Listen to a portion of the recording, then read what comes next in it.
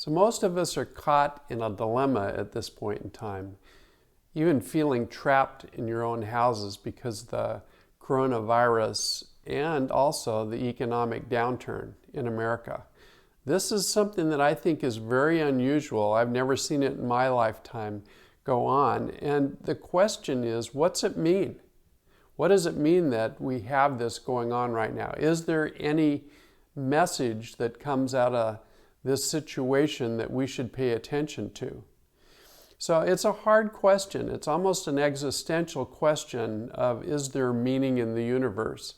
Is there something I'm supposed to know and do something about? So one of the things that I believe that I have to offer is a pair of glasses that you can put on that allow you to see a meaning that's not obvious. And that meaning will help you make sense out of this downturn, this difficulty, and all the consequences of this difficulty at this point in time.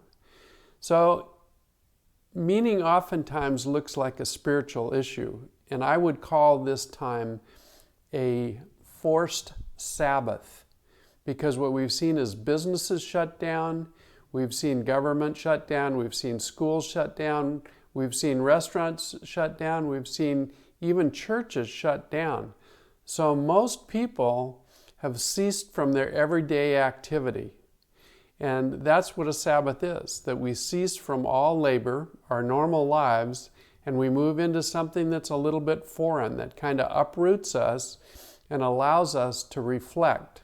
Sabbath means to cease from all labor and be refreshed and renewed, and that refreshing and renewing often comes from a time of reflection.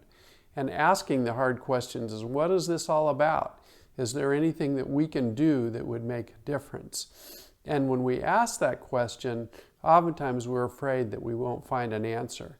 But I think I have a pair of glasses that may give you a perspective that will help you make sense of something that doesn't make sense. May help you make sense of something that's painful, that we're afraid of, that we struggle with in terms of feelings of fear and powerlessness, and that if we make some of the right moves, it'll make a difference in our life. In the Old Testament, there are three figures that I think had a forced Sabbath. The first one is Abraham, and he entered into a time of uprooting that I would call a forced Sabbath. The second one is Joseph, and he entered into this forced Sabbath really more based on what his brothers did to him. And the third one is Moses, and he ended up into a forced Sabbath because he killed an Egyptian taskmaster. Each one of them had a part to play in that, but the question becomes, did God have a greater plan? Was there something that he was doing that was redemptive and that would make sense out of a life that all of a sudden didn't make sense? I think that's part of the glasses that we can put on.